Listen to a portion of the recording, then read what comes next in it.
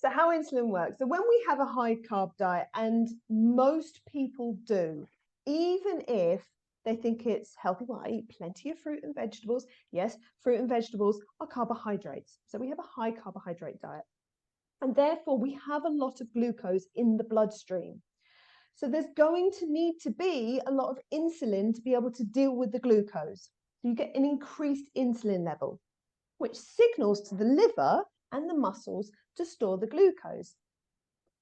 Once the liver and the muscles are filled to the brim with glycogen, the excess glucose is turned into fat, which is where the obesity, part of the obesity problem comes from. And it's sent out in the blood to be stored in the fat cells around the body.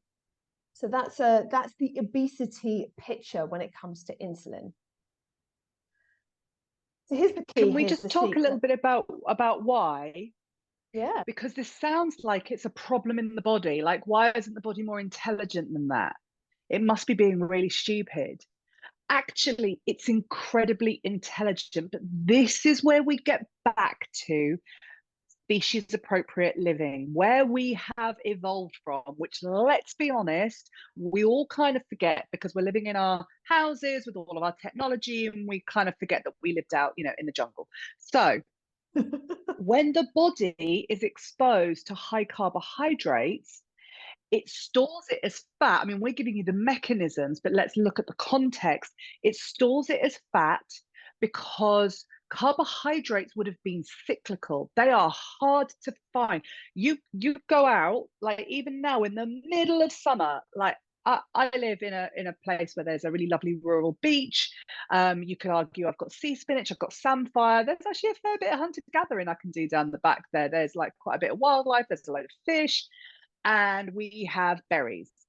However, what you start to see is if I was just living on that, that's not a lot, right? So what the body does is the more we have exposure to carbohydrates, it goes, winter's going to come and there's not going to be this level of carbohydrate. So if I store it as fat, I can utilize it if things get tough. So what it's doing is actually preparing you for the hard time, except we don't live in a society where the hard time comes. And so we have this constant exposure to carbohydrate. We've just had a question, which is how many grams of carbohydrate should we aim to eat daily? That's kind of a hard question to answer because my response to people whenever they say, like, what's a healthy diet is what is it that you want to achieve?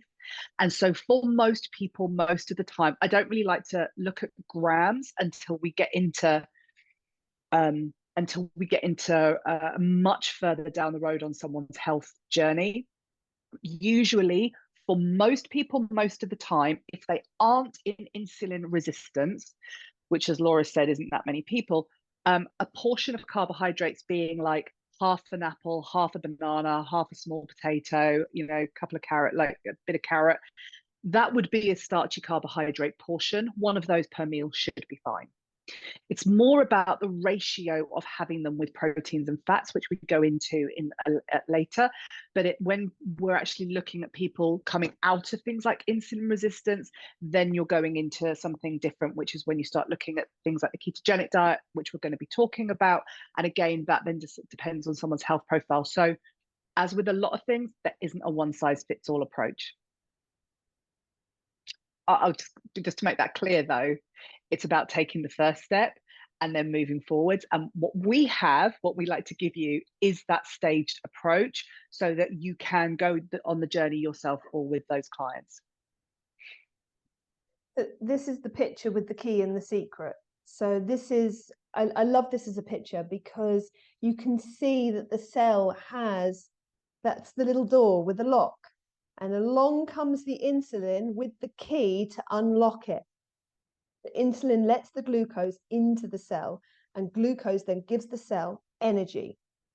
That is the purpose. This is how it's meant to work.